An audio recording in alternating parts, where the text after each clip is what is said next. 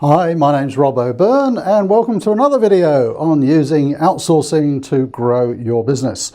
Now, I was going to make this one tools and training, but we kind of covered that in an earlier video. So what I'm going to talk about now is actually VA feedback.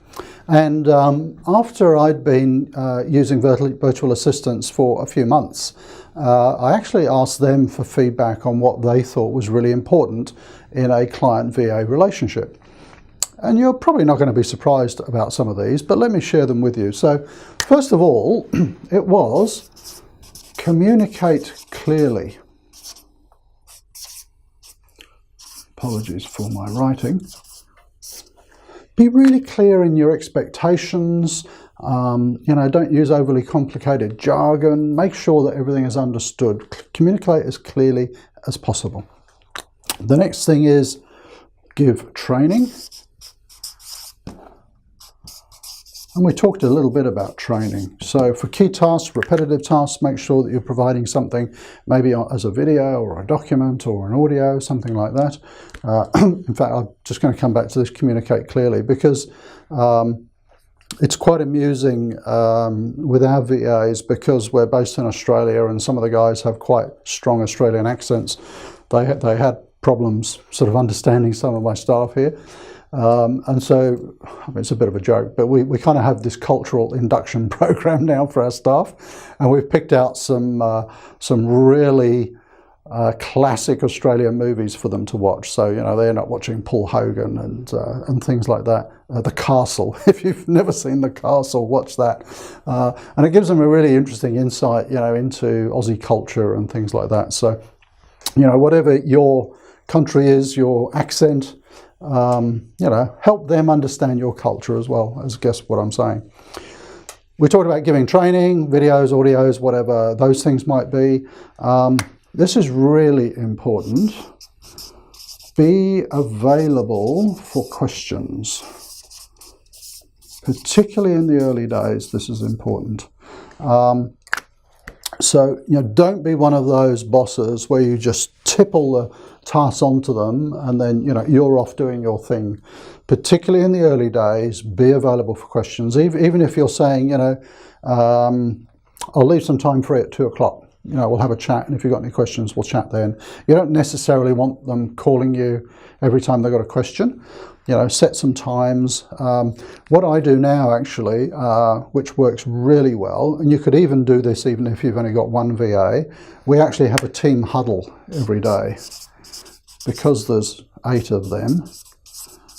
And what we do, because they're all in the same office anyway, they go into the meeting room, they set up a laptop with a microphone on it, and we have a 10-minute team huddle every day.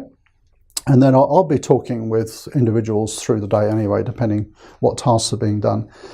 In that team huddle, this is a good cultural insight.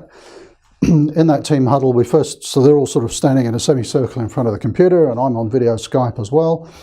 We all have to share one piece of good news first. And so we go around the room. And this is really cool. I wish I'd started this at the outset. But you kind of learn a lot more about your team and they learn about you. So, good news was, my cat had kittens, or we went out for chicken adobo with the whole family last night. We all went out for a movie. We've got a new dog. I had my teeth out, all sorts of things. You really sort of get to know each other. And I'm obviously sharing good news as well. I tend not to share things like, I've just bought a new sports car or something. Not that I have. I don't even like cars, but you get the point. So I'm sharing good news like, I had a great dinner last night with my wife and things like that. So be sensitive with what you're sharing. So we go around in a huddle, bit of good news, and then I ask them, tell me the 3 things that you're working on today. Very quickly, very succinctly, I'm finishing that web page, I'm setting up this autoresponder, and I'm, designing this thing. And we go around the team. That gives me an opportunity then to help them prioritize. So it might be, actually forget that web page, something more urgent has come up, we'll do that next week. It also gives me an opportunity to see if they need support. So, you're doing that integration here between 2 systems. Do you need some help with that? Do you need Leah to help you with that? Because she's really good at systems. And we quickly go around the room. And then we finish with a team cheer. I put my hand in virtually, and we all do it. Hey, we've got a team cheer. So we do that every morning for 10 minutes. It only takes 10 minutes, and it's a really good sort of bonding exercise. It's a really good way of hearing from each of the team members what they're doing, and finishing on a high.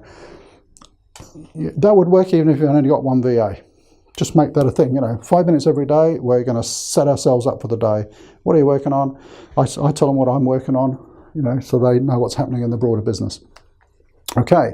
The other thing is, VAs are generally looking for a long-term relationship. They're looking for job stability. They want to work with you long-term. Be happy to do that. They just want a good job, fair pay, and to work with someone who's going to treat them well. So, long-term relationship is very, very important. And we very, very rarely lose people in our business, to be honest. Again, we're very careful hiring them. Here's another little tip when you're hiring. Again, it's when you've got a few VAs. If I'm hiring anyone else in my BPO, I actually get a couple of the team leaders to take them out for lunch. So there's a very rigorous hiring process. When a client comes along and they might want a PA or a video editor or something like that, they'll get tested. They'll be interviewed by the client, all of those things. But even before the client gets to meet them, a couple of my team leaders actually will take them out for lunch. And we call this the values test. And it's a really good system because it basically keeps the idiots out. It's someone might bluff you on a 10-minute, 15-minute Skype interview, but they ain't going to bluff a couple of people who have just taken them out for lunch, a couple of the local people. Have a chat about your past job, what are you hoping to do here? And it happens, they'll give me a call after the lunch test, and they'll say, no, don't take this one. The last time that happened, it doesn't happen a lot, we're pretty good at selecting, but the last time that happened, a couple of my team actually said, this person's just after the money. Their heart is not in the work. Their heart is not in becoming part of our family in the business. It absolutely is just a job, and they just want the money. And we're worried that if a better offer comes along, they'll just leave anyway. And I thought that's fantastic feedback from my team. So we really do take a lot of care. As I mentioned earlier on, you need to be taking a lot of care in hiring your staff. We certainly do with ours, and we go through many, many, many steps to make sure they're going to be a good fit. So they're looking for a long-term relationship. We are with our staff, and we want to make sure that the people who come in are really going to fit well into the company culture. Really important, pay on time. Just imagine you're living in a country where it's not fantastic in terms of socio-economic level. Your VA's pay may well be supporting an extended family. That really sort of came home to me in the early months of the relationships I had with VAs. I had one glitch, I think, in the first year where the people doing the overseas payments, it was a week late. I felt so awful. I immediately jumped onto Western Union and paid everybody a bonus, so they got it, within an hour.